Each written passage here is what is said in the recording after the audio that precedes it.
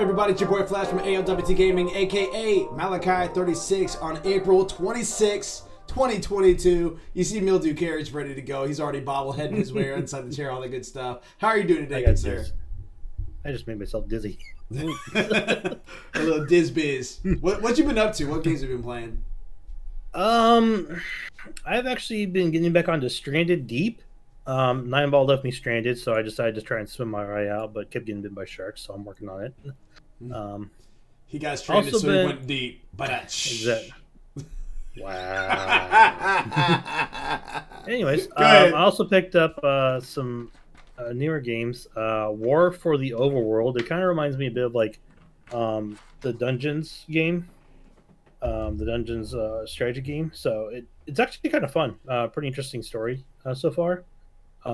Good concept of dungeon. So pretty much the concept is you're pretty much like a dungeon boss, but it's like you're building your dungeon and now you're trying to take over like the upper world that kind of put you down. So like I said, it's kind of like reminds me of the Dungeon series, which was really fun. So I picked that up and having fun with that. Also found another kind of city builder type game called Egypt Old Kingdom, and it's a lot of fun. It's a very unique way of doing it. It's kind of like a very unique Civ 6 game almost. So but I've actually enjoyed that one playing through it because it actually has either like a free play mode or you can kind of play based on like historical from old Egypt. So like they've actually apparently worked with the historical people from like Egypt and all to like truly kind of like map out like before the rise of Egypt came to be what we know of the pyramids and all, like kind of like map out its history and all, and let you play through that. So it's kind of interesting, and they said they tried to make it as accurate as possible. Interesting. And then and that just not much, just having some fun. Playing through Tiny Tina's Wonderland still more. I haven't beaten it, but that's because I keep getting pulled left and right. So yeah, not much. Heard that. And of course, this would not be a trio without the T.O., aka It's the 9 Ball. How are you doing, man? Corner pockets. There was no T in that. Yeah, I know. Well, Trevin is his name. So oh, wow. Wow. Called him out. IRL. What up there? Using my government name. What's up, man? How have you been? What games have you been playing? What you been up to? I've been not doing too much lately. It's been kind of busy. I got a lot of good news with my family, so we've been talking to them. I got a niece about to, looks like she might be going to Europe here. Ooh. Yeah. We're in Europe. Yeah, wow. Yeah. We're at Europe. I don't know yet. Her school is still talking about it. They haven't pulled up the dartboard yet, have they? But outside of that, been watching actually a lot of TV, a lot of videos, watching some Star Trek, which I'm about to stop. Getting ready to catch on some TV shows. Game wise, it's been more or less, I think, I've been playing Planet Crafter more and getting back on 14. I was going to jump on that yesterday, but it was shut down when I jumped on. Yeah, it was on maintenance, yeah. Yeah, it was on maintenance when I was going to jump on it, and I was like, dang it, I forgot. So you pulled up Planet Crafter, a very good game.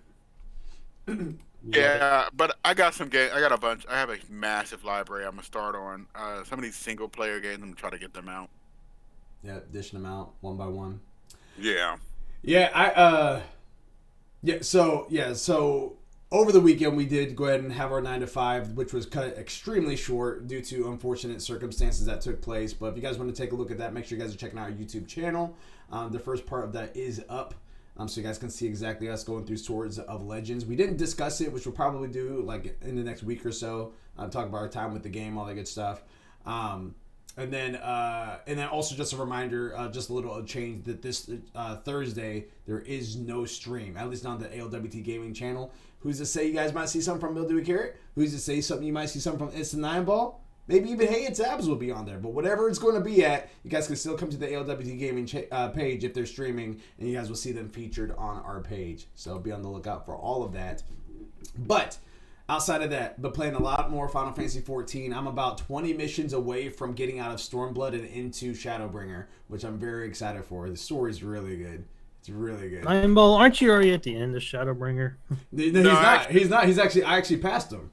Yeah, he passed me. I stopped playing because nobody was with me, and I'm just like real far ahead. And I was like, eh. Fell asleep at the wheel, huh? Yeah, I pulled the tortoise and the hare. See, I did the hare thing. I fell asleep in the corner there.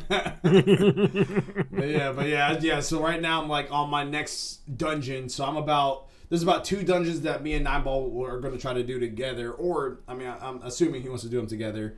Then we're going to try. Then he'll be where I'm at, and then there's maybe like a couple more dungeons, and then we're done with Shadow or Stormblood, and then like I said, onto the intro, like the little interlude, getting on over to Shadowbringer, which I'm very excited for, and then after Shadowbringer, that's when you interlude once again, but then it will be Endwalker, which is the latest expansion that's currently out. So excited for all that. But we're playing a lot of Smite 2 lately, but we've been doing more Conquest, learning more of that lately, and getting the rolls down a little bit more. I've been playing a lot of Smite. Yeah, which is a lot more balanced when you're playing Conquest than the other game modes. Still some broken stuff in there, but it's been manageable and doable, and we're having more fun playing Smite Conquest mode. And I can't stress enough that it's Conquest that's keeping us in it. So yeah, that's all they focused on was Conquest. Yeah, and that's what they ended up doing is they focused on it so hard that they forced us that were primarily playing Joust for X amount of years. Because when I first started, I was Conquest. I was Conquest all day, that and Assault. And then eventually we started doing more Joust and having fun with that. That was fantastic for as long as it lived. And then now it's just like, you might as well not even have it as a game mode anymore because it's just so hard to play in it.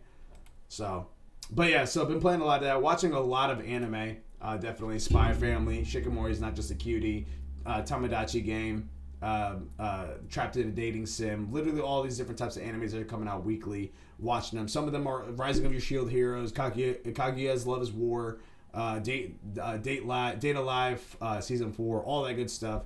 So I've been keeping myself pretty busy with that.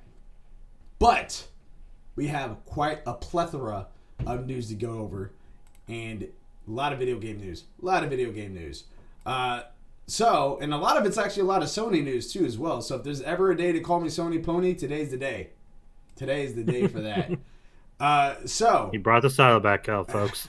I do want to kick it off just because, again, like I said, there's a lot of news here. Halfway through, we're going to kind of go over our Fantasy Gaming League, give you guys a quick little update with that. But I do want to kick it off with God of War Ragnarok still lives ... in 2022. Eddie Makuch from GameSpot says this in an article. Earlier this week, Sony Santa Monica gave a brief update on the God of War Ragnarok, but the studio did not flat out say the game remains on track for release 2022. That being the case, some wonder if the PS4 and PS5 games have shifted to next year, but it has not. Someone on Twitter asked Ragnarok animation director Bruno Velazquez for a reassurance that the game is still on track for 2022, and Velazquez confirmed Ragnarok is coming this year. Developer Corey Barlow gave an update on Ragnarok earlier this week, saying everyone on the team is, quote, heads down and hard at work, working on the project. We are perfectionists, Barlow said, adding that he hopes to be able to share more updates and insights into Ragnarok as soon as possible. Quote, we don't want to hold any of this back, so please hold tight. Know that something is cool is coming, he said. Ragnarok was apparently originally going to launch in 2021, but Kratos actor Christopher Judge suffered an injury in 2019 that reportedly led to a delay in 2022. End quote, end story. So right now, off the bat, I want to kick it off to you, Eyeball. Does this surprise you in any shape or form? As far as, do you think it's going to get delayed this year? Do you think it's going to come out this year? Are you surprised that it was supposed to come out last year, but because of Christopher Judge being injured in 2019, and mind you, it got delayed until 2022? I'm not surprised. I wouldn't be surprised if it's delayed again to 2023.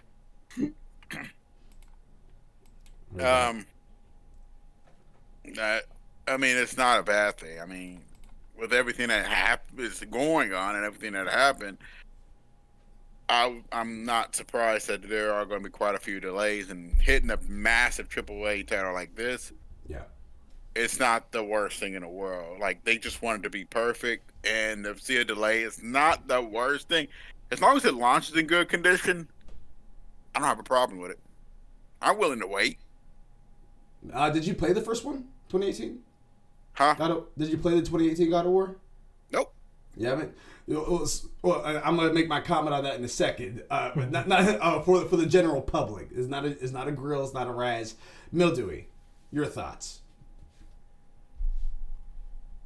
I mean, I'm glad it still lives, but I kind of agree with Nine Balls. Like we could possibly see more delays because, I mean, I know they say, they're holding off because the guy was, injured and all, but,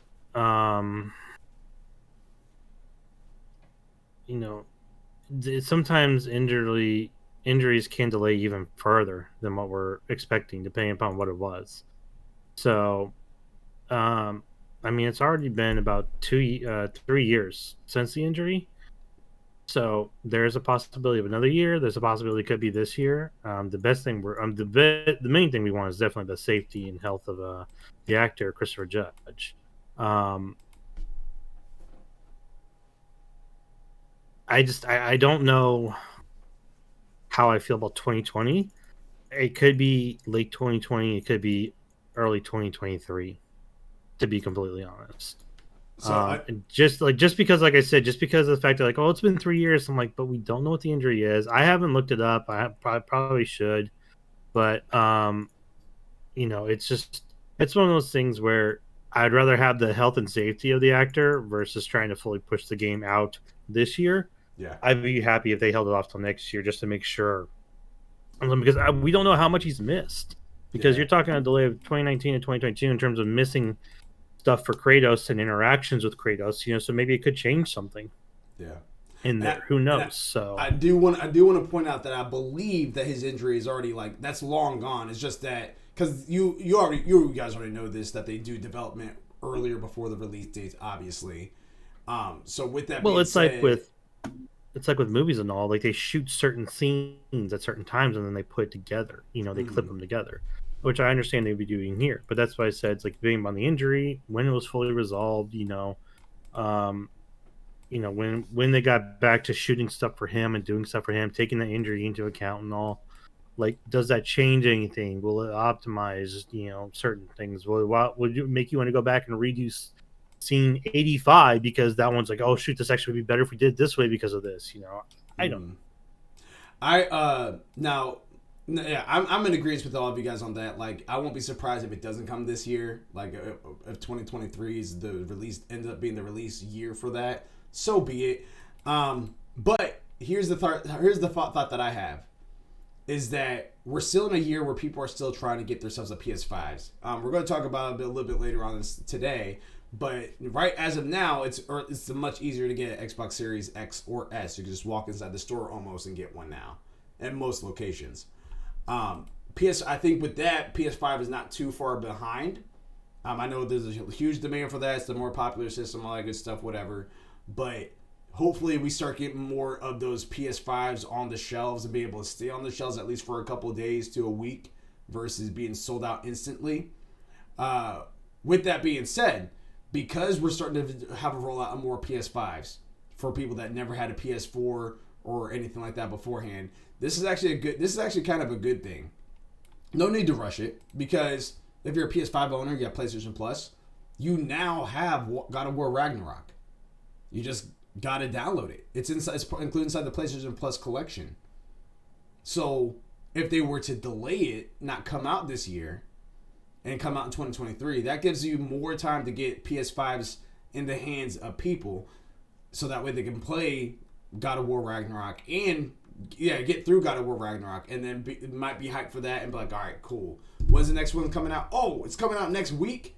Like, that's, what I mean? Like, I think that's kind of almost a perfectly timed thing for them to kind of do. I know that's not what they're aiming on doing, and on top of that, there's a PS4 version, from what it sounds like, of God of War Ragnarok. So it's not really like you have to have a PS5 to play this, but I feel like most gamers out there would want to have a PS5 by the time God of War Ragnarok comes out, and this just kind of gives you more time to do that.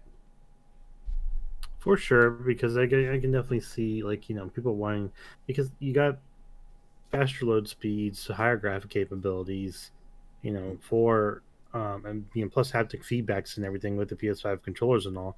to where it's like people are definitely going to want that to play God of War Ragnarok, because it's definitely a very interactive game. If you've ever played the first one, like the battles are just holy shit in terms of reactions and everything. To where haptics is going to make you just go, you know. Yeah, really fun stuff there. Really fun stuff. Story number 2. If you guys recall, earlier this year, PlayStation have revealed what their Project Spartacus was. If you guys, and they broke it down inside different tiers. If you guys did not hear about that, welcome to 2022. So more about PlayStation Plus. Darren Bonthis from GameSpot says this in the article. As part of its evolution for its PS Plus, Sony has reportedly begun to ask developers to provide timed game trials for premium tier of the subscription service.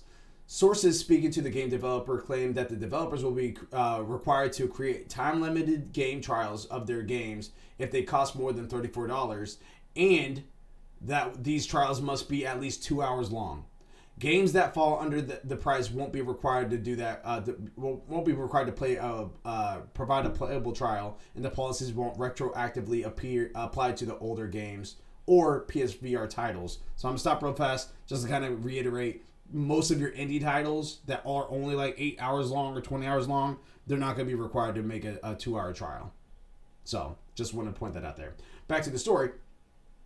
The news. Oh yeah. But also PlayStation VR titles are not included in that too, by the way. The news, which was allegedly uploaded on Sony's developer portal, also added that the company will be flexible with this new requirement, as new developers have up to 3 months after the game's launch on PlayStation Store to release a time trial. Additionally, these trials need to be available on PlayStation Plus premium users for at least 12 months. These new slices of gameplay aren't meant to replace demos either, as developers will still reportedly be free to release that content and free weekend sessions of their games for all PlayStation users. Few games retail for $34 launch, and this new rule from Sony will likely impact AA games and above. And titles such as Kena Bridge of Spirits, Evil Dead, the game, and Sniper Elite 5 are examples of type of game scoping that will be impacted. The nearest comparison to this idea of video games trials would be Steam's system, which allows for a full refund on games if they have played for less than 2 hours or owned for under 2 weeks. The new PlayStation Plus subscription service launches in June and includes 3 separate tiers: PlayStation Plus, PlayStation Plus Extra, and PlayStation Plus Premium. I don't even know why they have the Plus on there. They just make it PlayStation Plus, PlayStation Extra, and PlayStation Premium. They still have, they should. I would say they have it. In my opinion, they should have a PlayStation Plus, PlayStation Extra, and PlayStation Premium. Yeah, that's something like that. And they don't need a PlayStation Plus, PlayStation Plus Extra, and PlayStation Plus Premier. Yeah, and I get it, because the Plus is their brand. Like, then it's just PPP. Yeah, triple P. And before we discuss this, I do want to go on over to the part B of this, which is Parth Bagaria from Game Rant says this in the article. The new tiers of PlayStation Plus launched within the next 2 months. Sony revealed that its release date a few days ago, confirming its previously stated plan of launching the new service is in most regions by the end of June. The revamped PlayStation Plus launches from first in Asia on May 23rd, followed by Japan June 1st. Fans into the Americas can subscribe to the new tiers from June 13th, while European users will have to wait until June 22nd. PlayStation Plus has nearly 50 million subscribers, and many may want to upgrade to either extra or premium tiers for the added benefits. While Sony had not officially announced any upgrade for the past existing systems, many can assume it will give players an upgrade option to encourage them to subscribe to the higher tiers. According to some recent sent out emails, it appears Sony wants to make a transition as seamless as possible. End quote, end story. So, going on that, we have the 3 tiers. I think we talked about this briefly, but I want to ask again now that we just got a little bit more insight as far as what PlayStation is trying to do for their premium members. Where do we stand with these tiers? Is anyone going to just have the Plus? Is anyone going to upgrade to the Extra? Or is anyone going to upgrade to the Premium? I'll go last because you guys already know my choice.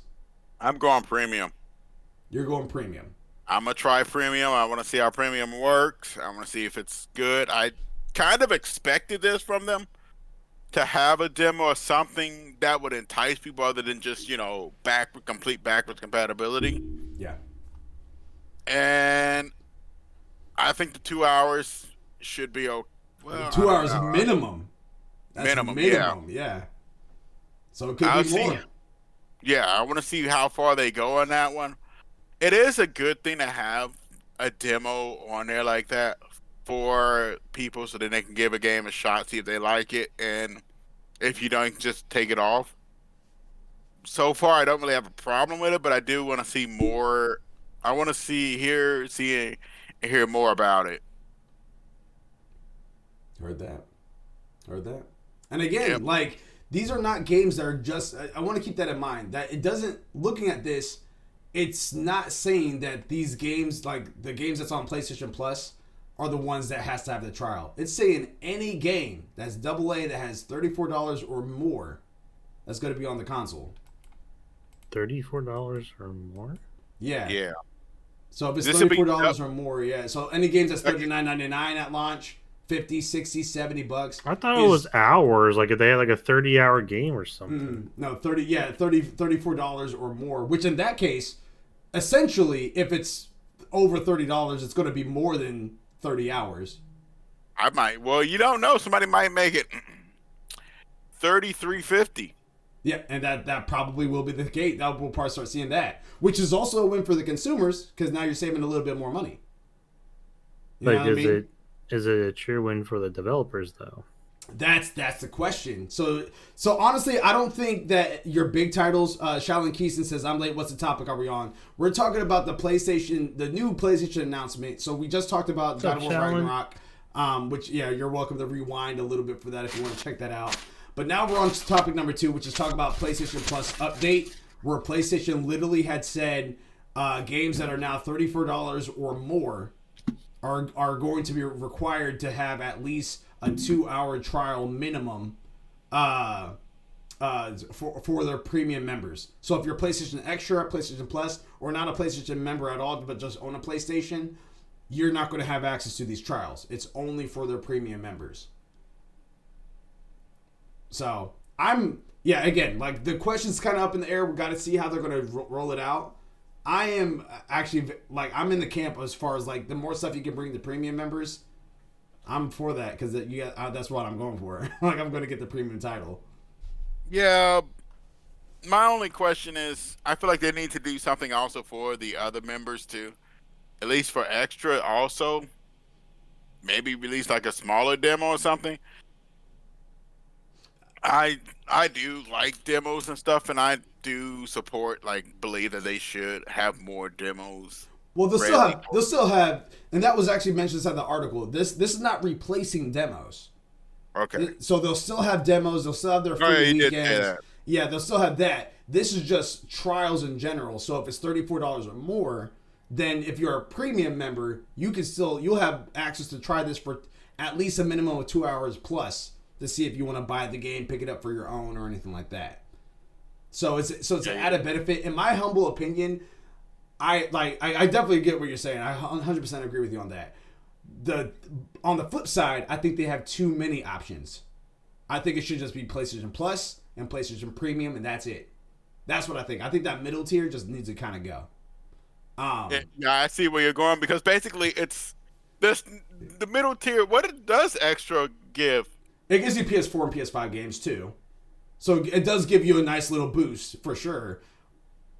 But I don't know. It's just kind of a because now we're getting to that conversation. We're just like I feel like they need to do something for the middle tier. Honestly, now at that point you're doing a little too much. It's just like, all right, what can middle tier? You know what I mean? What tier is going to give me what? Yeah. I feel like middle tier is built for those who don't care about the older game sets. That's exactly. That's 100% what it is. So it's more geared towards like the younger kids or like those kids who are like, like they're like you're gonna be like, hey, let's go play some Spyro, and they'll be like, fuck's that, and they're just like, no, like so, dad may have the premium, but the kids are like, we don't need that shit, stuff. Yeah.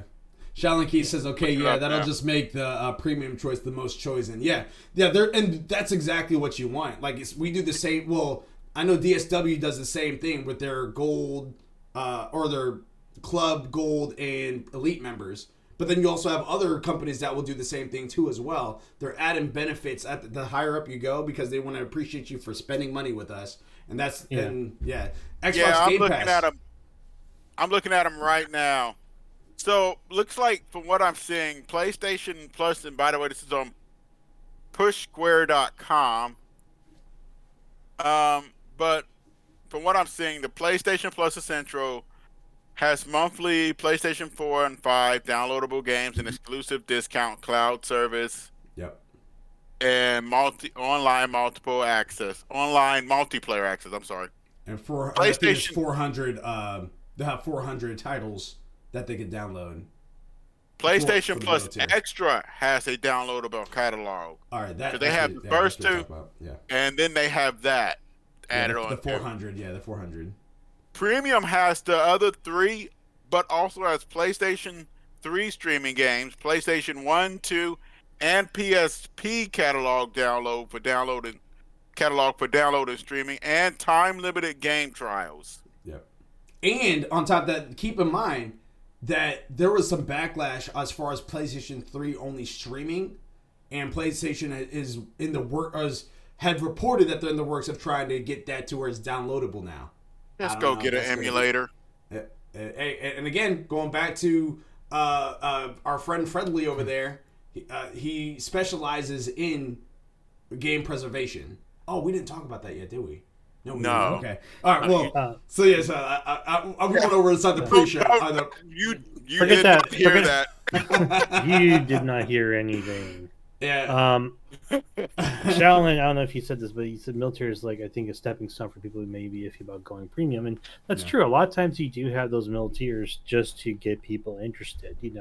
I think it's a two-parter, to be completely honest. But in terms of gaming aspect, like for those of us who are like old school gamers, our age and all, like you would want the premium because that's going to give you all your classicals, the stuff that you really love and what you got going on. It's the for big those boy who sub. haven't done that, it's a way to get in there. Now, if you've got people who want that, go into the 1 and 3, like into the 1, 2, and 3s like that. Then they'll probably step up into premium if they want to go delving, if they hear a lot of people on about it. So I'm pretty sure once you get premium launch and it goes good, and you've got people online streaming, playing these older games and doing this stuff, I'm pretty sure you'll probably see an increase then in premium purchases or upgrades to premiums, because other people want to get to whatever game that their streamer's playing. Right. You see a lot of that influencing going around. Me personally, I'm just going to stick with Plus. I'm going to use you two as guinea pigs on it. So yeah, that's fine. That's fine. I see you working over there in the Bill Dewey. I see you working on the field. Well, letting us play on the field. That's what he's doing. Dewey, I feel so privileged to be your guinea pig. Yes, run, my minions, run. But yeah, if you still have it up there, 9Ball, can you take a look to see how much on an annual basis extra is from premium? Because I think it's, if I'm not mistaken, I think it's like $20 more. And if that's the case, you might as well just up it to a premium if you're going to go extra. You know what I mean? Because again, with this added benefit, like, it's the difference between the three. You think? Like, you're saying the difference between like 2 and 3? Yeah. So between extra and premium. Yeah. Okay, so extra monthly looks to be 14 annually, and yearly. Yeah. Hold on. Yearly is $99. Basically, so $100. Yeah, and the other one's $120, right? $120. Yeah, so for $20 more, you might as well just upgrade and get 300 extra downloadable games. Yeah, the big difference is basically going to be in PlayStation Essential to Extra, because Essential is $59 or $60 a year. Yeah, that's the standard. It's pretty much the PlayStation Plus now. Yeah, it is the PlayStation Plus now. Yeah. So it's an additional $60 to upgrade to the premium per year. Yeah. Which, to be honest, like I said, if the games that they provide and if it all works, it's fantastic. It's a good idea, depending upon the library and what they've got in there, how everything works and runs. I'm still just getting PTSD flashbacks from Nintendo's, attempt at this. Trying to save a game, you can't because it can't recognize a Nintendo cartridge installed. So they were lazy with it. I just hope that PlayStation's not going to be taking the chapter out of their book. You know what I mean? that's what I'm saying is I'm hoping that they do better, but I'm not losing anything by waiting an extra month and having you two go first test it out. Yeah. Guys, you already know I'm A1 since day one. You know what I mean? Get that little hot sauce, little marinara on the side. I know they took the sign down, said pulls open, and he goes jumping into the deep end. They're like, sir, we haven't filled it. He said, sir, we haven't filled it. Story number 3 that I have here. Because again, we just to recap, premium. Did you do B? Premium, essential pending to premium. So story number 3 we have here. Tres. PS5 performance. You guys may have noticed this on your guys' latest updates. Luke Plunkett from Kotaku says this in the article. This is a 2-parter, by the way, guys. Any PC gamers among you, or even more serious Xbox owners who have had this for years, will be familiar with technology called variable refresh rate, VRR for short. A feature that allows for a dynamic display refresh rate that can continuously, seamlessly vary on the fly. That feature is coming to PS5 consoles later this week. This is a lot more important than it sounds if you cherish visual fidelity and consistency in your games. By syncing your Xbox, your console, and display to the same refresh rate, there's less likely to be lags or dips in quality between the two, which means stuff like stop tearing. Tearing. Which means stuff like screen tearing can be cut down or even eliminated. For now, the technical details. So this is part 1. First, this update is arriving as part of a wider PS5 update later this week, but will only work on TVs and monitors that are HDMI 2.1 VRR compatible. So you need to check your display supports. It. Secondly, this won't flip like a magical game switch.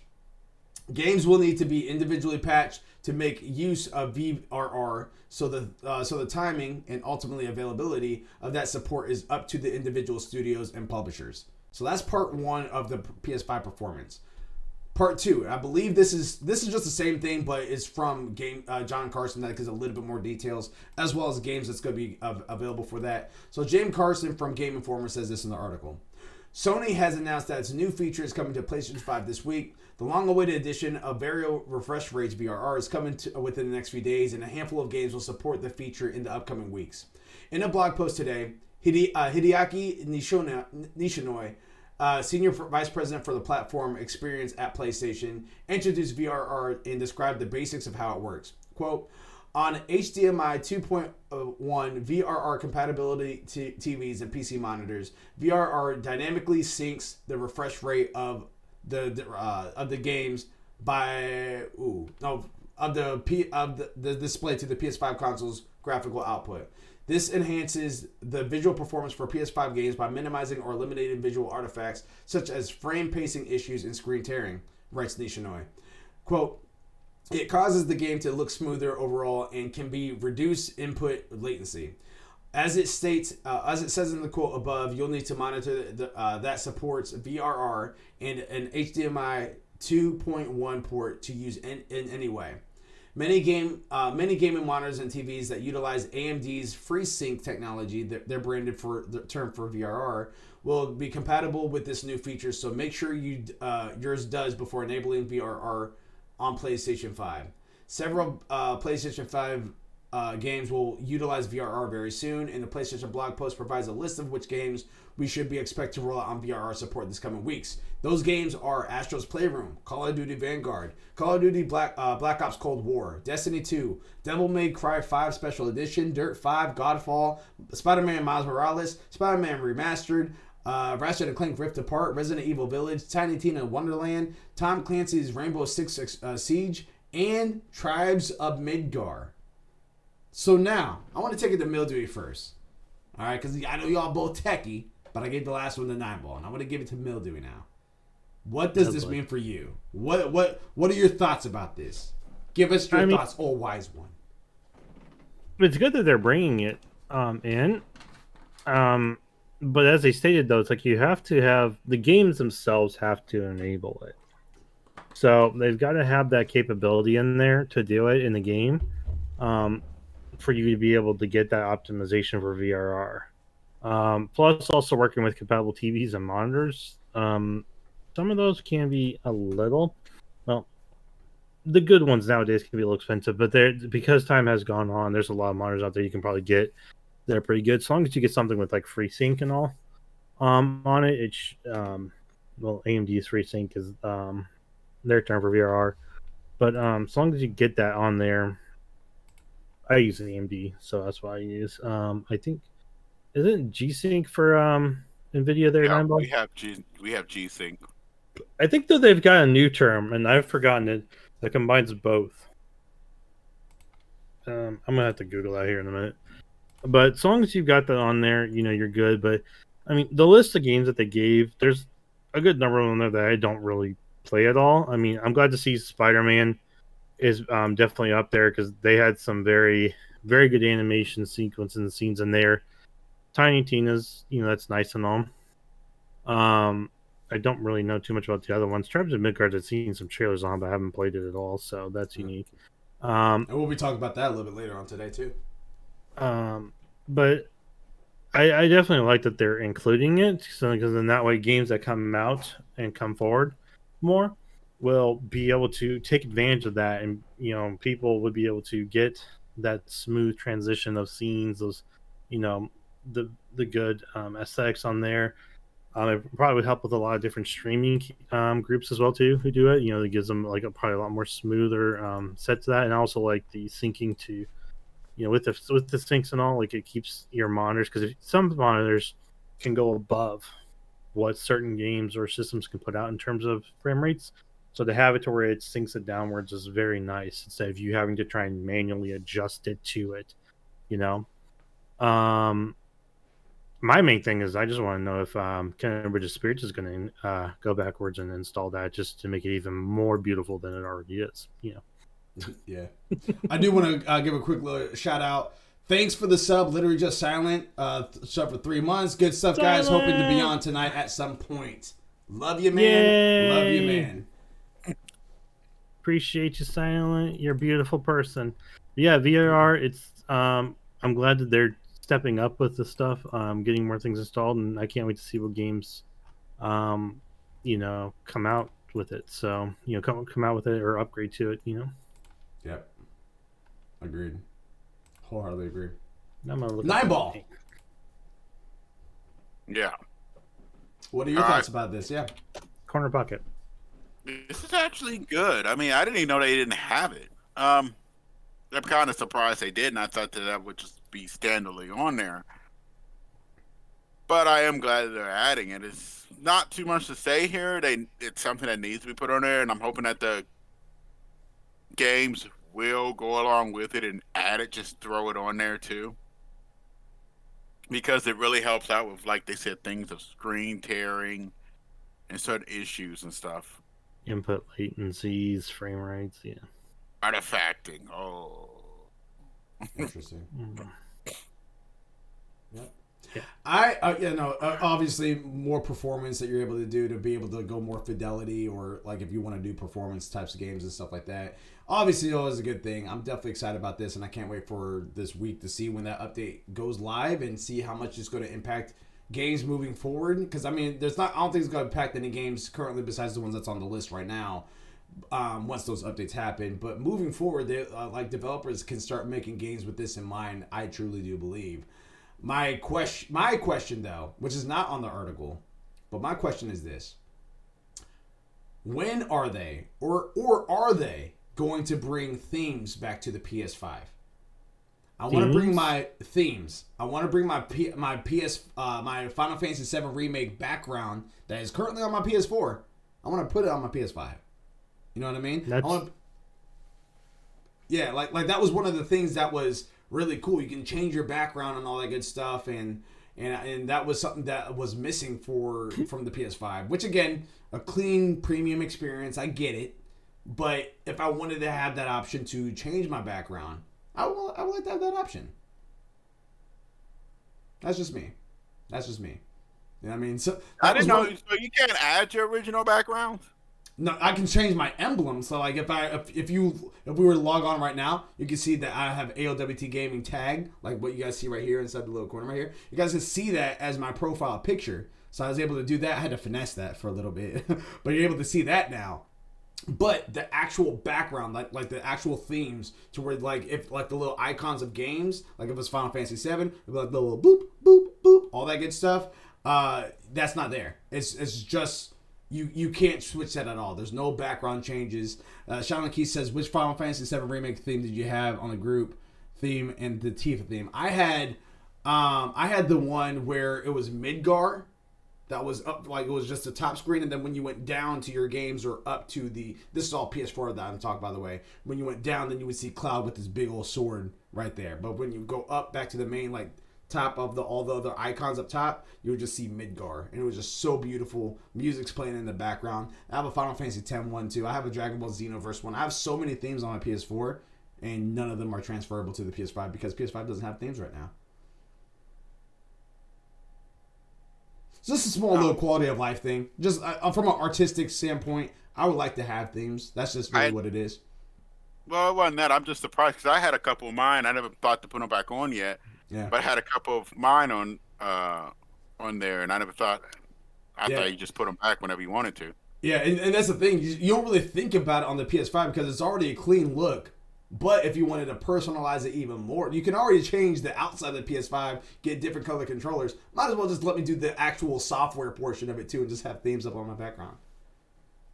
That's just my 2 cents. Again, not even part of any of the story, just something I was just thinking about. That's coming update 21.105.1 million. Something like that. He says, gotcha. Themes need to make a comeback. I wish Jujutsu Kaisen had a theme. Bro, don't even get me started. Let me get that Gojo background. You know what I mean? The one where he's just decked like 3 guys across the field. Something like that. When he takes his I would buy that theme. I would spend real money for that theme. If you had the one. Malachi's like $50. It's only $10, sir. $50. Take it. Yeah, the minute he brings out his bandana, brings it down, you see the domain in his eyes. I would definitely buy that. Before we get to story number 4, though, I do want to remind you guys that we have a fantasy gaming league, and it works just like fantasy football. But instead of it being on a weekly basis versus one person, you're against everybody that's in the league at the same time on an annual basis. Shaolin Keys, next year when we do this for 2023, you got to get inside this. You know what I mean? Have a little fun with us. And it's He said Yuta stand right here, the real MVP. Yuta from Jujutsu Kaisen. He loves Yuta, so he's a stalker and a fan of Yuta, which is what Stan is for. But yeah, so again, back to the Fantasy Gaming League. It is on a 100-point scale. Anything that scores above 70 points on Metacritic gains you points. Anything below loses you points. And then there's also something out there called counter picks, to where if you counter pick something that is on another person's list and it does not come out, then you just screwed them up because they can't drop that game for another game. If it does come out and does poorly, then they lose the points, yes, but you gain those points because you called it right. And if it does come out and does greatly, then they gain those points, but then sadly you lose those points. So the list reads like this, and I'm going to go in order from top, who's in the number 1 top dog seat, down to who's in the lowest seed right now. And in number 1 is, wouldn't you know it, still Moga. Make Ohio great again. He has. We rigged it. He has the following games: Elden Ring, which got a 95 on Metacritic, got him 31 points. Pokemon Legends Arceus got 84 points on Metacritic, got him 14 points. Sifu scored 80 on Metacritic, got him 10 points. Lego Star Wars The Skywalker Saga got 82 on Metacritic, got him 12 points. Marvel's Midnight Suns pending. Teenage Mutant Ninja Turtles Shredder's Revenge pending. And he has 2 open spots, and he correctly counterpicked Suicide Squad Kill the Justice League, which is on Renzoku Ken's list, which is not coming out this year. And he is currently in first place with 66 points. In second place is our former winner, Carrot Patch Inc., Mildewy Carrot. He has Gran Turismo 7, got him 87 points on Metacritic, 17 points. Forspoken pending. Tunic, 85 on Metacritic, got him 15 points. Splatoon 3 pending. Stray pending. Salt and Sacrifice pending. Advanced Wars 1+2 Reboot Camp pending. Hogwarts Legacy pending. And he has a counter pick of Chocobo GP, which did drop, but it did 65. So he got 5 points from that, putting him in second place. And that was Chocobo GP was also on Renzoku-kin's list. In third place, he just bullied Renzoku-kin. in third place is yours truly representing ALWT Gaming. Still thinking for the sub. Has the ALWT Gaming. I have Horizon Forbidden West. Got an 88 on Metacritic, 18 points. A Plague Tale Requiem, pending. Starfield, pending. Ghostwire Tokyo, got 77 on Metacritic, 7 points. Gotham Knights, pending. Redfall, pending. King of Fighters, 15. 81 points on Metacritic, 11 points. Mario Strikers Battle League, pending. Bayonetta 3 is my counterpick, which is on the Illuminatus Livings list. In fourth place is It's the 9-Ball, representing Zaka Corp. I said that backwards. Zaka Corp, which is represented by It's 9-Ball. He has Tiny Tina's Wonderland, which got him 79 on Metacritic, got him 9 points. Stalker 2, Heart of Chernobyl, pending. Saints Row, pending. Total War Warhammer 3, 86 points on Metacritic, 16 points. Senua's Saga's Hellblade 2, pending. Xenoblade Chronicles 3, pending. Warhammer 40k Dark Tide, pending. He has an open spot, and he has a counter pick of Marvel's Midnight Suns, which is on Make Ohio Great Again's list. In fifth place is Renzoku-kin with God of War Ragnarok, pending. Triangle Strategy got 83 on Metacritic, 13 points. Suicide Squad Killed the Justice League, not coming out this year. Chocobo GP, 65 on Metacritic, negative 5 points. Kirby in the Forgotten Land, 85 on Metacritic, 15 points. Final Fantasy 16, pending. Metroid Prime 4, pending. He has an open spot. He has a counter pick of Diablo Immortal, which is on Illuminati's Living's list. That is coming out. And lastly, well, here's the thing. I think it's going to come out, but I don't think it's going to do well. But we'll see. And lastly is Illuminati's Living with 9 points, who has Dying Light 2 Stay Human, 76 points, 6 on Metacritic. Or 76 on Metacritic, 6 points. That was a lot of points. It was 76 points. Bayonetta 3, pending. Stranger of Paradise Final Fantasy Origin, 73 on Metacritic, 3 points. Mario plus Rapid Sparks of Hope, pending. Diablo Immortal, pending. Shovel Knight Dig, pending. He has 2 open spots, and he has a counter pick of Saints Row, which is on Zaka Corp's list.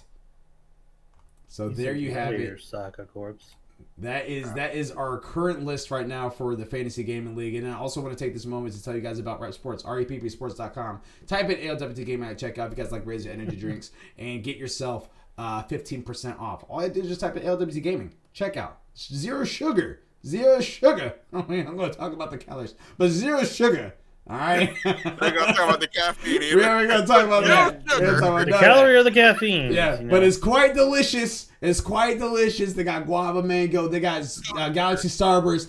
They got sour gummy worms. Let that sink in. Sour gummy worms. You know what I mean? So just let that happen. ALWT Gaming at checkout. Type it and get 15% off your Raise Energy drinks. Get your pack sent to you. Tell them we sent you. Thank you. Good night. But it's not good night because we're going on to story number 4, which is preservation for PlayStation Nation. Bars. You know what I mean? Bars. So here we go. Ryan Dinsdale from IGN says this in the article. PlayStation has created a new team of focusing on game preservation. Revealed by a new employee's Twitter and LinkedIn posts, as spotted by the Video Games Chronicle, aka VGC. The division will focus preserving PlayStation IPs to ensure our industry's history isn't forgotten. Garrett Fredley said this in a new said his new role of senior build engineer is one of PlayStation's initial hires for the newly created preservation team. This is a tweet from Garrett. Today is my first day as senior build engineer at PlayStation, working as one of their initial hires for the newly created preservation team. Game preservation was my first career passion, so I'm ecstatic that I get to go back to those roots. PlayStation Studios global QA manager Mike Bishop hired Fredly and said in another post, presumably about the same team, that day-to-day focus is on IP preservation for the business, ensuring that titles of today are captured, cataloged, and secured for games industry of tomorrow. With Fredly being an initial hire, the preservation team still appears to be in its early stages, but will seemingly focus on ensuring longevity of PlayStation games that date as far back as 1994, when the original console was released. I want to start off this one. Bring back Bloody Roar. Give me Dragon's Dogma. Give me Legend of Dragoon. Give me the Bouncer. You know what I mean? Just give me stuff that I've been begging about for the past 30 plus years of my life. Okay? That's all I want to say. I think this is a good idea. I think this is a great idea. Especially for those that are really wanting to have that nostalgia and wanting to go back and play a Final Fantasy VII Remastered. Want to go ahead and play freaking... That's what it was. I don't even know. I know you say Stardust, Star Ocean all the time, and I know that's an Xbox thing, but hey, like those styles of games, just bring it back to just bring it up, bring it back to us. What's up there, Mildewy? Give me Drakengard. I was trying to remember what it was. Give it Drakengard. You know what I mean? Let it happen. I want Silent Hill 2 and Parasite Eve. That's it. Silent Hill, Parasite Eve. Bring back Metal Gear Solid by Konami. You know what I mean? Just let it happen. But yeah, so that's my thoughts about that. Speaking of which, I have some Konami news. Yeah, is it the one about where they shut down online servers for about 91 games? No. Save it, because we're gonna insert that on the fun one. Because I was trying to find another fun one and I couldn't. So now that you have Konami news, put a pin in it, and then we're gonna come back to it when we get to the fun one section. But Nineball, since you're on a roll, what are your thoughts about this preservation for PlayStation Nation? Really? Something they need to be doing anyway. I mean, they need to be saving these games. I mean, it used to be a lot easier back in the olden days because there was a lot more things on physical media to where you could always save a disc or something like that. But as things turn more and more digital, it's harder and harder to get those. Facts. Putting these onto, let's say, an emulator or something like that, which allows you to keep them and continue to play them and maybe let your kids enjoy them as they get older without having to go, who knows, dig up a PlayStation 1. I mean, think about it, 5 to 10 years down the road, you really think they're going to have RGB cables on TVs? I don't think they do it anymore, period. How many, all right, besides us old folks, how many kids would know RGB cable is? Yeah. Like, is that a WWE? And we ain't gonna talk about coaxial cables. All right, now I'm feeling old. Just from you talking about this shit, and I'm all, stop it. All right. Let me go and pick up a new coax cable from Walmart with my Walkman. Oh my. Nah, let me go to Radio Shack. Radio Shack. Wow. That's like telling the kids you gotta rewind the VHS. Be kind, rewind. Oh, my tape player. But ultimately, what I'm hearing though is that you're happy about this in retrospect. Yeah, it was always a market. That's why emulators were so big. Yeah. People like. I mean, I understand where you come from. Where you buy a new console, but a new system, but every so often get this nostalgia feeling. I want to play. Mm-hmm. Maybe I want to go back and play Parasite Eve. So now I can go back, I can replay it, and it's readily available to where I don't have to go out and find some weird thing to connect my PlayStation 1 to just to play it. Or let's say I want to play a game, Intelligence Cube, on the PlayStation. Well, I don't have to go either A, get a PlayStation Mini, or B, would have to go, like I said, fish out an RGB cable to play these. You don't have to do that no more. Yeah. With emulator stuff like that, you're able to play them, and you're able to keep them with you. And it doesn't really, like most people say, it doesn't hurt PlayStation because whether you buy them used or not, you're not going to buy them new. PlayStation is not making the game no more. And the good thing about this is it keeps the thing going and it allows people to continue to enjoy those without I would say compromising PlayStation, Sony, or anything like that. So I'm all for it. I'm all for it. You go, guy. Let the record show too as well that Shaolin Keys is also in agreement for this because his 3 flames and his 3 hundreds. That's 3 hundreds. That's up in the chat. You know what I mean? 100%.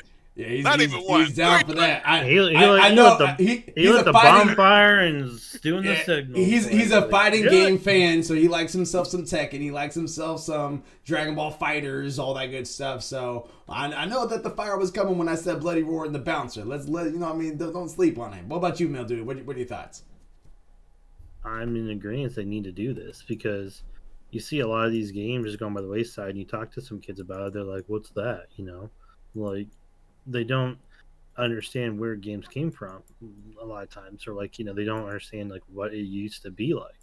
So having the capability of being able to pull up on a current gen system and say, "Are you really want to know what gaming started off like? You know, go back here and play some Dragon Age. You know, go back to the beginning of, you know, when you get to choose your own game, you get to choose your own stories. You know, go play some Coder. You know, be able to do those games. Like, and it helps us as the older versions because."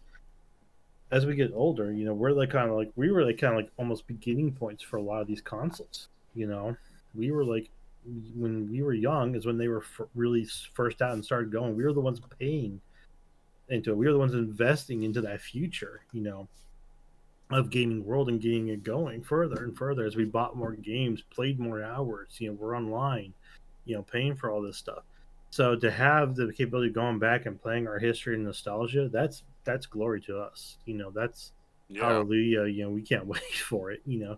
So to be able for them to say we want to make an emulator for the PlayStation Network to be able to, you know, preserve our games, to be able to bring them forward into the current century, you know, I'm 100% yes behind it all the time. And I wish other systems were doing this. You know, I know Nintendo just tried their own thing for it. You know, good try. You know, I'll give you a D. I'll give you a C for effort, a C minus for effort. You know, I will say it's a D minus for execution, though. I will say apparently though, it's gotten better. Now I don't jump on Nintendo good. that. Yeah, I don't jump on Nintendo like that, but yeah, apparently it did have a big. Sensei took a look at it and go, try again. Yeah. It's like you get 1 do-over. Yeah. But no, I'm definitely all for it because one thing that kind of hurts me a lot is losing all these games, like losing all these old school games I used to play and all that I regret sometimes not getting and trying to find them. Like I can't tell you how much I paid to get when it went off the system. Well, no, like so the Dot Hack Root series was originally launched on PlayStation 2. But then it just stopped because they stopped producing it. Like me and my brother paid like I think probably maybe around $200-300 when we were back in high school to get those PlayStation 2 game cases, those games, to get them because like they just as soon as they stopped producing them, they sold out. Like people were just buying them out because that's the only way you could get it. But then they came out with the legacy version for 4, if I remember right, which was awesome. You know, I'm glad they did that. But it also is just like it's one of those things that's like you wish you could get other games for it because there's like a bunch of other games. Like I said, Dragon Guard is back on PlayStation 2, but it's like, you know, I think my PlayStation 2 is in storage and like I'm trying to hook it up. Like you can't really do that like with PlayStation 2s or you know even the older systems because you got to have those RGB cables or you know base HDMI's and then not only that, but a lot of the problem was like. Even some of my old PC games, which is one of the problems, like some of my old MechWarrior games, MechWarriors 1 and 2, like I can't play them on my current gen PC because a lot of the architecture doesn't allow for it. You would have to. There's like a DJAWS or something like security file in there that you have to kill, and it's such a pain in the ass to do. I think one of the games they've already got a community where they've made an emulator for it, but like the other ones, like I haven't looked into it recently. They may have done something further for it, but that's why I like emulators. Because these aren't people trying to steal games. They're trying to make the games playable again for those of us who want to play them on current gens. So I will always support emulators. Nintendo, stop shutting down the ones for putting Pokemon on phones. Come on, guys. I do want to say, because you guys are going. Sorry, I ranted there. No, you're good. So yeah, so I honestly think this is great news.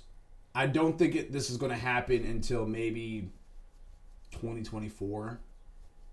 As far as us seeing, because what I'm seeing this as, maybe a little. I take that back. Maybe it'll be 2023 because I really do think that this is just going to be additive bonuses for the premium members of PlayStation Plus.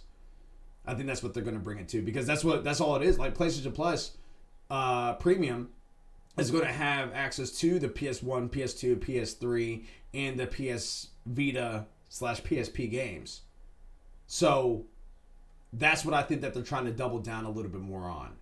And we'll not have to see about that. But what we don't have to see is when we're going to get the next Xbox. Because story number 5 is Xbox is getting easier to get. John Walker from Kotaku says this in their story. After an astonishing 17 months since release, Microsoft's latest generation of Xbox is finally more easily available. As a result, the publisher is seeing its first good month for sales in a long while, with Xbox Series S and X bringing in more money in March than even Nintendo Switch. In breaking business news, it turns out that if you have a product available, a lot more people will buy it. That's the revelation Microsoft has encountered. Now that Xbox Series S and X are at last more likely to show up in stores, both physical and online. According to NPD's sale data, this has led to Microsoft bringing in more money than its rivals in March 2022, despite the Switch outselling the Series S/X in terms of individual units. That's another thing. That's a big thing to say because even though people will be bragging about the Switch was the best console for 5 years or whatever like that straight, 36, 84 months, whatever, the thing about it is that Switch is literally like $200. Like it was extremely cheap to get a Switch at the time, and on top of that, it's portable, so there's multi-use for it. As opposed for a Xbox or a PlayStation, you have to dock it to your TV or a monitor. So there's that. Plus, there's a more quality. Like the games on there is going to be a lot more quality because the systems are stronger in power to be able to hold games that are AAA and AA and stuff like that to the caliber that we expected at. So with this being said, this doesn't really surprise me too much because I kind of figured that Nintendo would be again up there because it's cheaper, easier to get, have your kids play with it for a little bit. All these parental controls that you could put too as well on the Switch, more than you can on the Xbox and the PlayStation. But this is something that's just like, okay, cool. Now we're starting to see more of a regular sale go through for Xboxes being inside the stores. I'm just waiting for PlayStation to have its turn too as well, so that way everyone can just get themselves a PlayStation, get themselves an Xbox Series X, and then we can just move forward industry-wise to where we can just focus on the next-gen titles versus having to make stuff for backwards like last gen as well. You know what I mean? So, power to them. This is nothing but good news, I would say. Like more Xboxes in stores. I'm for it. Yeah. It's definitely nice, but the way I see the future going, especially with that announcement that, this PlayStation 5 is our last console and all, I kind of feel like we're going to go to eventually the point. I am very fishy on that one, too. I said that, but I'm like, if that's the case, then they've got to go to something to where they can put it all online on a PC system. That it can be played on almost any form of PC. It's never worked because you got Stadia and Luna out already, and who talks about Stadia and Luna? Yeah, but at the same time, Stadia and Luna doesn't have the gaming experience and background that Microsoft has. Is that what they put in the trash can and then pulled out the Steam Deck? That's the thing they use to pick up your trash. Oh, Mom, look, Stadia's here for the dumpsters. And Luna's here to clean our windows. Apparently, Luna's not that bad. It's Stadia that's the joke. I haven't heard of I've Luna, heard in the past about interchangeable parts for the console. For the console, I've heard this before tossed around. But that would mean they're making them into PCs, which is like we've already got PCs. So. Yeah, they're technically in some ways already PCs. They are. So are you talking about? Now here's the thing: if they're going to market it as this is really happening, I've heard this tossed around, but I mean, it's a good idea, but it's like you definitely have to make it to where it's like, because if you're going to do that, it's cool. You're just going to have to really make it to where it can work as a PC. which would be a $500 PC, which is cheaper than, to be honest, most of the ones that you can get out there. But the problem, that's true, but there is a bit of a problem. I was watching Console Much a long time ago. He's talking about one of the big things with consoles is simply convenience. You get the box, you set it up, you plug it up, it's ready to go.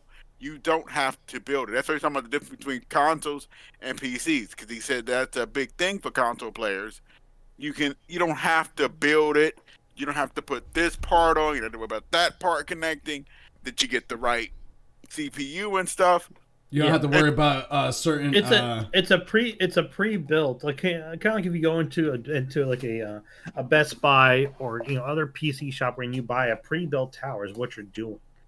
Yeah. So, and that's okay. The problem is a lot of times if you're going to talk about interchangeable parts or anything, that's when you get into like what are you going to allow to be interchanged, and what are you going to be allowed to add on? Like right now for the PS5, they only allow you to add in the extra NVMe to get more memory space. Speaking of which, what more have they said about that? I just know NVMe's have gone down in price. Other than that, I haven't heard of a new list coming out. So I may need to Google that again, see if they've got anything else on there. But as of right now, I mean, like if NVMe's have gone down in pricings, you can probably get a 2 terabyte one or something for cheap. Cheaper than what you could have beforehand. And the reason why it's gone down in pricing, from what I've heard, is that because the NVMe's are so much easier to make than, like, say, an SSD and all. Plus, the fact that they just connect directly into the motherboard. Yeah, you just put it on the. Its read and write speed is so much faster than the SSDs. It is. It is. I was talking to a guy, Micro Center, that we have here, and he was like, "Yeah, it's just because," he said, the SSDs pretty much are becoming archaics in a way. They're becoming like legacy devices, so they're actually going to go up in pricing more. I was like, "Oh shit, dude, I stopped paying attention like 2 years ago just because I was in such a COVID funk." So NVMe's are definitely the way to go now. And to be honest, with that in mind, right now I run SSDs currently, but it's like on my next build format, I'm probably just going to be doing an NVMe build. So the problem with NVMe's though is that when you put them into the motherboard, and this is me going off on a tech rant right now, sorry guys, is it kills your SATA ports because it takes away the functionality from it. Unless the boards have increased capabilities going forward to allow SATA port for extra hard drive input, which would be awesome because you could run 2 terabyte NVMe's on there, and then you got 3 slots for another 2 terabytes or however many other things to get a shit ton of memory. But regardless, back on topic because Malachi is looking really bored there. If they do make the consoles like a form of portable PC, kind of like what Steam Deck was doing, where it's a portable game thing but can be used as a mini computer, that I think could definitely be something cool going forward. But because it's so compatible, is my only concern is that when you have to upgrade it, you're going to have to buy a new one. Unfortunately, they're kind of like Macs right now. It's where it's like you can maybe do one upgrade, but then if you want something better, you're going to have to buy the newest model, which really irked me, as a PC builder. So, but, that's all security. That's all them, whatever. Cool. The game systems, though, should last for a long time, though, the way they are. So that's the only thing is where you run into problems is as you go further into the future, as we've seen with games on Steam and all, the requirements for it keep building and building and building. So after maybe 10 years, maybe your PS5 is no longer valid. Well, at that point, hopefully you learned that and saved up enough to get a PS6 if they do it, It's always going to be a problem with consoles with that because, to be honest, how technology moves forward so fast. Oh, yeah. Everything that launches, like I have an NVMe currently. I just bought during the Black Friday. In my other room, I have 2 SSDs. I bought them for $40, $50. They're like 2 1 terabyte SSDs. 1 and 2 terabyte SSDs sit in my room over there. I haven't installed them or anything yet, but again. Yeah, I'm gonna get to them eventually. It's just I don't feel like doing it yet. Sorry, it's a tease between the two of us. He keeps I'll get them eventually. We'll put them in there one day. But when I put my NVMe in, it killed 2 of the SATA ports, the 2 top ones. Yeah, that's what happens. Is it kills those SATAs. Besides that, I think mine's is about 8 SATA ports in there because the other 6 work fine. It's just only the top 2 it took out.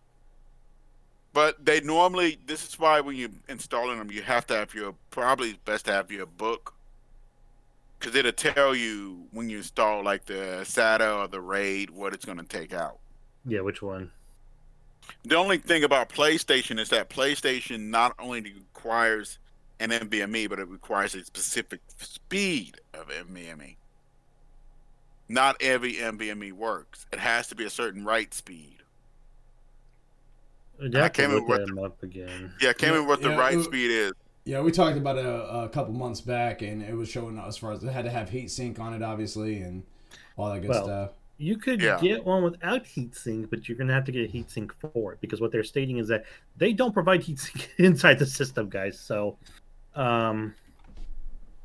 so if you're going to get one without a heatsink, you need to get your own heatsink to attach onto it, is what they're saying. Yeah. Trying to look here. I'm pulling up a list now. Yeah, like here's some, like they got like a Western Digital SN850 for like $89 on Amazon. Yeah, but I will wait. Actually, Amazon's looking. I was just seeing some stuff on the news about them going into their Prime Day sales, which should be coming up either June or July. Which kind of correlates with Steam sales coming up in June or July. So got some sales come up. And to be honest, one thing me and Nineball can say is just wait for the sales, guys. You don't need to get it right now. The sales are going to be your best times to get these things for cheap. And a lot of this tech can last for long. Like, point in case, Malachi's computer that he's running is actually one of my first rigs I built. And it's still going strong. And he's still playing good games on it, guys. So that thing is at least, I want to say 8 years old probably right about now. And it's still going strong. Yeah. And it's like Gen 1 architecture almost. Well, that's most things. Oh. Well, and as about saying, back to the console portion of it, like they're saying, wait for the sales, because if you're lucky enough to have an Xbox Series X or a PS5, if you have to delete a game and reinstall it, it doesn't take that long. Like, it really doesn't. Just because the SSDs as in both, you have a game that would have been 80, 90 gigs, you're downloading it within 15 minutes flat. Now, granted, it will depend on your internet speed, so I will say that still is a factor, but that still is going to be much faster. That's a you problem. That's still going to be much faster than you trying to download something on your PS4 or your Xbox One still. Looks write speeds are around 5,500. Yes, that was it. 5,500 was the requirement that they wanted. Yeah, and that's a write speed. Now, to be honest, guys, if you were to look up any solid states right now, I think solid states are around 500 to 1,000 for solid state drives. I think so. Well, in the meantime, what I was going back to, and to be honest, on consoles, is that the big thing about consoles is that we were talking about earlier with the consoles and them aging. Consoles most of the time will launch, but they're sort of in that obsolete, or they're still good. I'm not saying they're bad. They're still good, but they're going to quickly go out because everything moves up fast. I don't even remember what gen we're getting ready to launch here for PC parts. Yeah, well, I think I'm trying to think, because I just watched Intel was about to. Intel, I think it's on 11 or 12 actually. Yeah, I think AMD's on 4 or 5. But consoles seem to be doing good. I mean, the new consoles are great. Like I said, we are on PlayStation 5. PlayStation 5 speeds are excellent. Their write speed's really good. I have not really encountered a lot of problems. Now, I know the consoles are way bigger, but this is to address the heat problems that really plagued a lot of them in the last generation. My PlayStation 4, like I had to warm it up like the other day to do something, and it still sounds like a jumbo jet. Sounds like a Boeing 747 taking off in the other room. Yeah, but I can sit down, ready to take off. And on Gears of War now. And you don't even realize how slow they go until you go to a 4, and then you turn it on. You're like, wait a minute, I'm not used to this. Or you plug in Anthem on a 5. But yeah. Either way, regardless, I will say again, more Xbox Series X's on the shelves for people to go ahead and get easier to get. Which is the initial story. Don't let us confuse you. Yeah, we kind of went off the rails. You got two techies. You know, we went a little. Oh look. And then we got a couple fun ones for you guys. I want to throw one out to you, and then Nineball has the other one. This is actually a leak, so take it with a grain of salt. But it's looking likely it's going to be happening as a PlayStation Plus leak.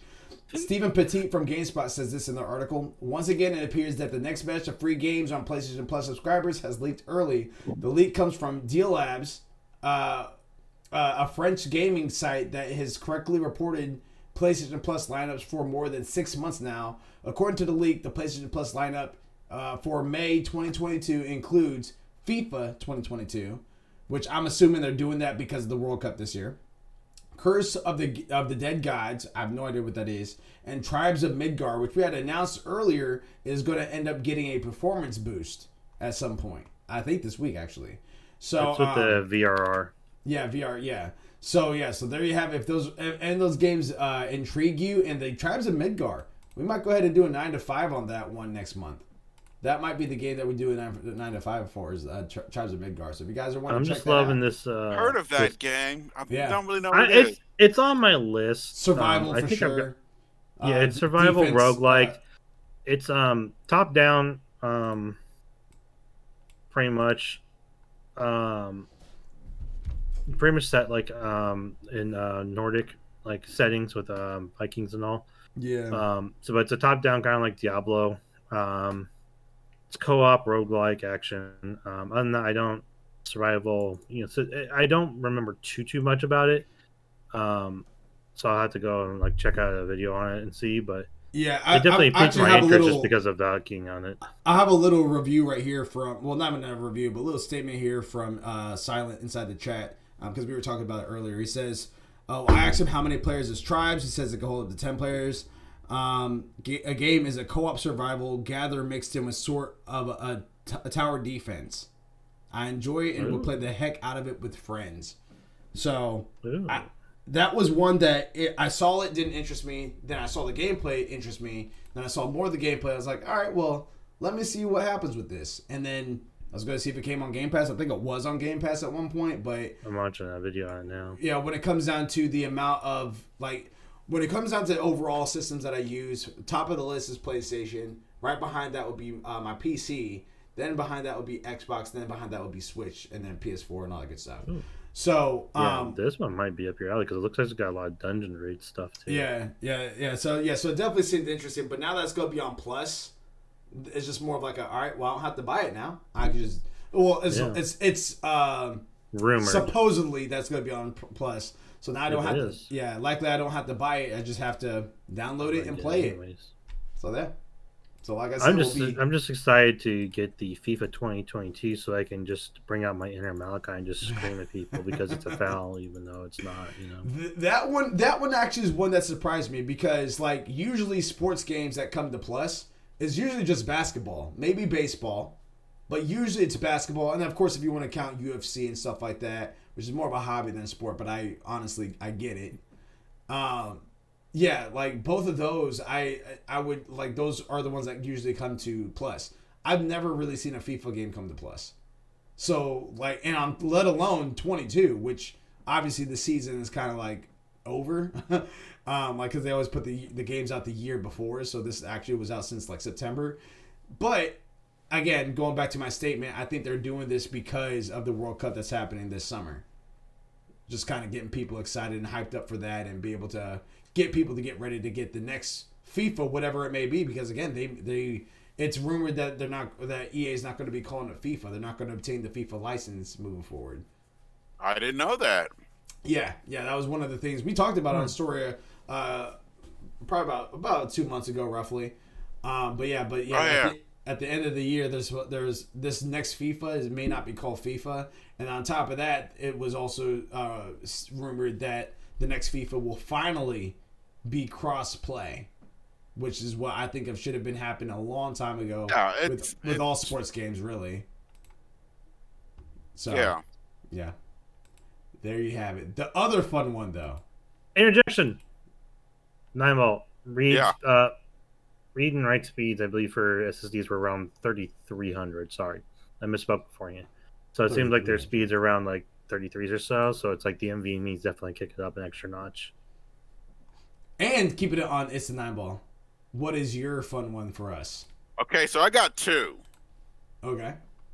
The first one, I'm going to hit two fun ones. The first one is Valheim has surpassed 10 million just over a year after release. Believe it. Yep. They actually have been updating it.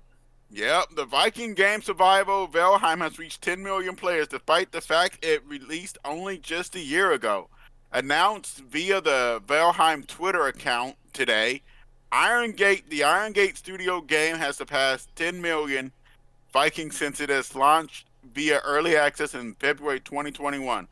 According to a press release highlighting the monumental achievement, Valheim has hit the number of impressive milestones since launch, including an all-time peak player of 502,000 and an overwhelmingly positive review on Steam with more than 293,000 reviews, 95% which are positive. Well, there you go. And this was done on Games Radar by Hope Bellingham. The other one is Yu-Gi-Oh. So Master as Duels? some of us, yep. So as some people know, and it's been going around, it's not been looking good, and they're trying to make some changes. And this recently, they released a ban list. They're updating it. Okay. Now, is this TCG or is this actually across also Master Duel? This is Master Duel's ban list. They have it in the May. It's expected to go into effect May 9th. So a week, almost a little over a week. But now, the ban list sort of missed a lot of cards to the dismay. Like I have like DZ and who's that, Farfa and them, and a lot of them weren't too happy because the ban wasn't too strict there. So they're doing a different ban list than TCG. Yes. Why? For starters, they didn't even bring my multi-faker to 3, which I've seen DZ and I feel it's pain. I'm an Alta Guys player. If everybody else is going to have theirs cranked up, why is multi-faker at 1? Make multi-faker great again. Unban the faker. Okay, multi the faker. Okay, put his name, make his name true. Multi the faker. But cards to be limited: Cyber Angel Benton and Conquistador of the Golden Land. Now these are supposed to be hit on the Drytron engine because Benton does a lot of searching for bringing up the Herald of Ultimateness, but they missed like Ava. And Ava's just an absolute terror on that game because Ava's effect is when you send Ava to the graveyard, you can banish 2 cards and draw and search your deck for 2 level 2 monsters and put them into your hand. This is just fuel for the Herald of Ultimateness. And most of them will search out like the Herald of Orange Light is the one they usually search the most because its effect is you can just discard it plus another fairy monster to negate a monster, affect monster on the field. Who's that one fairy that they keep discarding? It's all you need is one on your deck and you just constantly keep back. It's like that little like alien guy. Yeah, that's Ava. That's who they needed to ban. Yeah, Ava needs to get going. Sorry. Conquistador of the Golden Land really doesn't do nothing against Eldritch decks. I don't know what they was doing. And certain cards were dropped to be semi-limited, which was the following. DD Dynamite got dropped to 2, which it needs to be either completely banned. Sekka's Light, Fusion Destiny, the Phantom Knights of Torn Scale, Tri-Brigade Fractal, and Virtual World Lao Lao, Lyralist, Cobalt Sparrow, and Prank Kid Roxy's and Adamancipator Analyzer. Which those decks are broken, but this is not going to fix it. No. They really need to get somebody. They need to. I don't know why they're dropping the DD Dynamite down to 2. They need to straight up ban it. DD Dynamite is out of control. Oh yeah. You faced a DD Dynamite decks to where they just banish your entire side deck and just boom, boom, hit you with 2 dynamites, you didn't get a chance to play. Nope. Oh, you're talking about those trap cards. Yes. Mhm. Yes. That I had. Looks like some porcupine ball made Yeah, out where of they'll TNT. banish your entire side deck, and then they just hit you with 2 DD dynamite. Yeah, and that literally is the because for a minute there, I'm not gonna lie to you, you're speaking a whole bunch of Spanish until you said that last little bit, and I was like, okay, now I get what you're saying. So with that being said, that's exactly. I know that a lot of people are like, well, Yu-Gi-Oh, like what you try to do, you try to end it in one turn. That's not playing a game. That's just not playing. Like, there's nothing fun in that. Like, there shouldn't be cards out there that don't give the other person even a chance to fight back. And that's exactly why I find frustrating whenever I run into those types of scenarios. I haven't run into those lately a lot, which is good. But I did that exact combo that you just said, where if they go first, they literally do all this stuff. It's my turn. I draw a card. They start doing all this stuff before I even put a card down. And then it's game over. Yeah. It's a lot of bots that do that, which is just trash on that because it just kills the game. Yeah. And one card that was just removed from the limited list is Red Eyes Darkness Metal Dragon, which I'm still mad. Like I keep saying, I want my multi-faker at 3. And nobody, they didn't even ban Imperial Order. Why would they? The card's busted. It stopped. I know it's busted. I'm being facetious, Nightlaw. Oh, I'm sorry. So you know what that card does, right, Flash? You had to tell me. Okay, so when you flip that card, you cannot play no spell cards. I haven't came across that. Yeah, I would most of the time. It's higher tier. ALWT should play it because they'll play that along with Skill Drain. I can play it because most Alta Guys players will play it because, to be honest, we don't really use spell cards with trap-based deck. And if you play it, it basically locks certain decks out. If you're playing Sky Strikers, you're gone. Sky Strikers relies heavily on its spell cards. Mm-hmm. It just like they said, it's extremely toxic because it completely kicks people out from 1/3. You can't play 1/3 of the game. Yeah, and in a game, I've never been a fan of that. Even when we take it away from Yu-Gi-Oh, go to Tekken, the minute you pop someone up and you just put the controller down because you know it's over, that's a problem, developers. That's a problem. All right. It should not ever be that way. That's why I will always praise Bloody War for what they did. Because, again, they have the Tekken setup to where you can juggle. Because juggling can get fun. I'm not going to lie. I'm not going to pretend up here be a hypocrite. Be like, I will never ever juggle.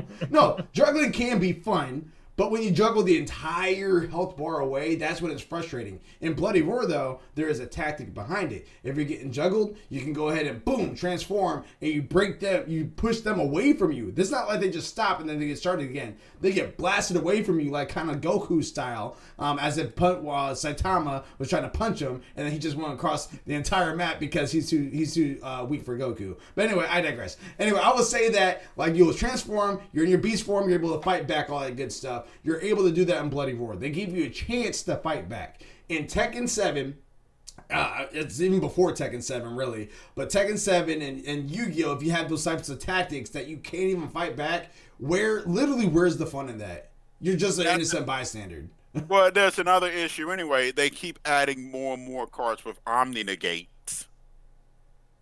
Like Baron de Fleur has been added to the game, and it's just another Omni Negate along with the Shooting Star. What is that? Stardust Dragon. Yeah, Stardust Dragon. Yeah. I had to fight him many a times against my boy Muhizi in real life when we were doing that, like the actual at each other's house, playing the card actual game TCG. Yeah. I ended up beating one, but it was just a lucky draw. I was able to draw my Kaiju out, immediately Kaiju'd it, and the King of all calamities really needs to go. Mm-hmm. That card, like most decks can operate without it, but it's just toxic. They just need to take that on out. I mean, it's so many cards in there they need to ban or do something about, but I don't know. Nobody knows what Konami does. Konami doesn't even know what Konami does. Konami does Konami things. That doesn't really answer much. They need to just use the current TCG bans list, because that pretty much just allows it to just shut down everything that's currently going on. Because everything that's going on in TCG is what you can kind of do right now at Master Duel. Master Duel, I believe, is still behind in the actual packs because they have to put them into the system. Because there's like, I've been reading through like a lot of different decks on like Yu-Gi-Oh! GoPro deck and some other sites where there's like cards like I'm not seeing in Master Duel yet because they haven't been released into the system. Yeah, they're behind. Yeah, I forgot how many expansions. But that's the fact of it's like the current.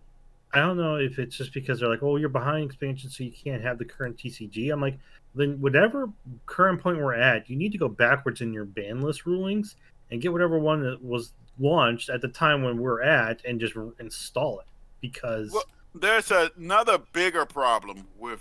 I'm sorry, I didn't mean to cut you off. Oh no, that's pretty much what I was gonna say. Is they just need to align us with the current TCG at the time frame where we're at ban list, so that way we don't have to deal with a lot of this crap, that's out there. Because I'm pretty sure they had a ban list at this point that was made to counter a lot of this crap that was going on, but we're probably not getting it. I haven't tried to cross-reference it because that's way too much work for me to do. Konami needs to get out their asses and do it themselves. Konami's not going to do that. They're just worried about their pachinko machine, their chinko machines or whatever they're called. Pachinko. Yeah, but there's one big problem. This is the reason that keeps in TCG. It keeps the bomb deck. Nobody uses that. It's useless in the TCG because it's best of 3. There's a side deck. Like you'll have a deck, then you have a side deck. Yeah, so you if got somebody the uses a bomb, like they use that bomb deck, you can quickly side deck out and get another deck ready to just deal with that problem. I am going to interject here so we can actually end off the stream. So we can end off the stream. Yeah, we're at 7:31 right now. But just a reminder, everybody. Again, that's our ALWT Things Gaming episode 17, season 2. We appreciate you guys that's listening on Spotify, Anchor, YouTube, Twitch, whatever you guys are listening at. We appreciate you guys. We love you guys. This Thursday, no stream, unless you're going to see a personal stream from one of the ALWT Cast, if you will. We're going to resume next Tuesday for our ALWT Things Gaming, talk of more video game news, all the good stuff. And then the following Thursday is going to be our SIN segment with more Bloodborne as we get through that. Try to get the good ending with Mildewy Carrot, It's the 9-Ball, and Malachi 36. And then be on the lookout for any updates that we have for our 9 to 5 as it's going to be in April. Will it be the 2nd? Will it be the 9th, 16th, 23rd, 30th? There's a lot of Saturdays in April. No. April. Here we go. May. So will it be the 7th, 14th, 21st, or 28th? Who knows? Just be on the lookout for all of that. Again, we appreciate you guys. We love you guys. Please make sure you guys are checking out our social media platforms, such as Twitch, Twitter, Instagram, Facebook, all of that. Just type in ALWT Gaming. If you guys can't find us by ALWT Gaming, type in At Least We Tried Gaming, because At Least We Tried. And that is pretty much it. I am Malachi 36. He is It's the 9-Ball. This is Mildewy Carrot signing off for 26th of April. Until next time, everybody. Control. Alt. Complete. Complete. Propel.